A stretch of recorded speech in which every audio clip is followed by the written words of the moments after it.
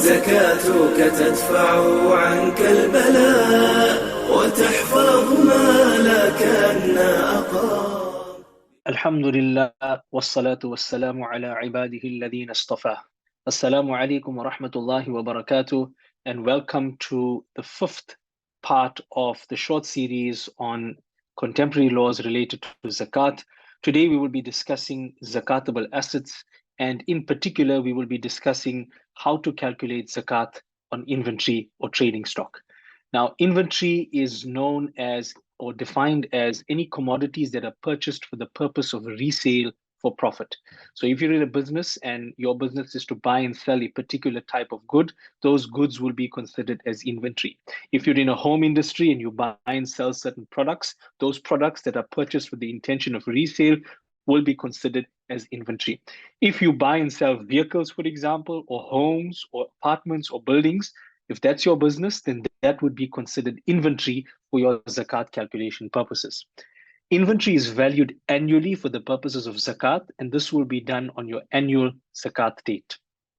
Now, there's different types of inventory. You have the finished product, and there's certain valuation methods that we would use for the finished product. You would have work in progress, where if you're a manufacturer, you've got partially manufactured goods. If it's possible to get a market value for that, then you could use that. Alternately, in many cases, it's not possible, and therefore you would use the cost for work in progress or WIP.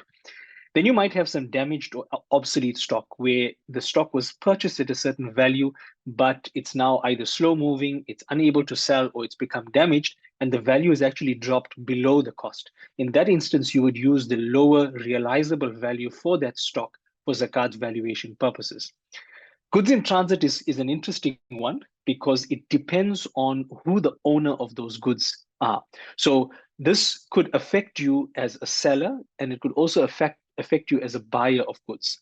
Now, there's certain shipping terms that affect the risk and rewards of ownership from a conventional or commercial perspective, and we need to look towards those to understand when those goods are in transit. Perhaps they may be on the water, or they may be being transported on the ground or by air. Who is the owner of those goods? In some instances, the ownership and the risks and rewards of ownership remains with the seller until such time as it is physically delivered to the buyer's premises. So in that case, the seller would need to include the value of those goods in their zakat calculation. But in other instances, for example, where you have an ex works term, the goods actually move out of the seller's ownership immediately when it leaves their premises, and it now moves into the ownership of the buyer. So if those goods are on the water or on the ground, at that point in time, it would need to be included in the zakat calculation of the buyer. Now, any goods that have been purchased for personal use would not be included in one's zakat calculation, even if you subsequently decide to sell those items. So you have a car, you've bought it for personal use, and then you decide to put it on the market for whatever reason, the value of that car would not be included in your zakat calculation, as your intention initially was for personal use. Now, zakat should be paid in cash generally, and that's what it is, paid in cash. It is permissible to pay zakat in kind as well. So you could pay it out of the stock that you have. And one of the global accounting and Sharia standards bodies known as IOFI, they advise that when it's a recessionary economy, you look at what is anfa' lil fuqara, what is most beneficial to the poor. If at that point in time in kind is going to be more beneficial, then it's better to pay it in kind.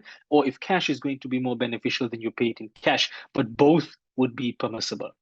Now, what value should be used with regards to stock, and particularly finished goods? Right now, you've got three types of values. You've got the cost that you paid for the goods.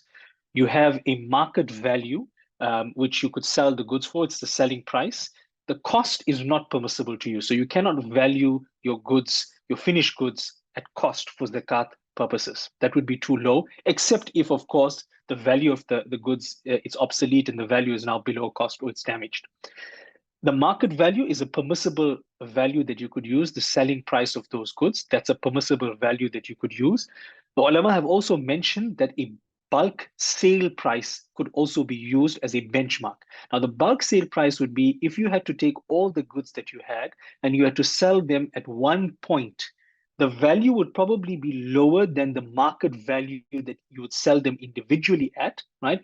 But it would be higher than the cost. So, it could also almost be a wholesale uh, selling price depending on the industry that you are. So that is also a permissible proxy that can be used.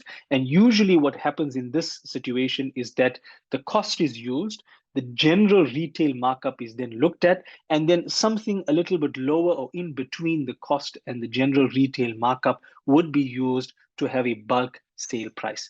It's important to note that we only look at the value of the goods. Transport and other costs, which sometimes may be capitalized, especially in more complicated businesses, those would be excluded for purposes of zakat. This brings us to the end of this segment, which looked at how to value stock for an inventory for zakat purposes. Inshallah, we will continue with the next set of assets. Subhanallahi wa bihamdihi, subhanakallahumma wa bihamdika, nashhadu an la ilaha illa anta, nastaghfiruka wa natubu ilayk. لذلك قال الرسول الكريم فلد بالنداء تفز بالمرء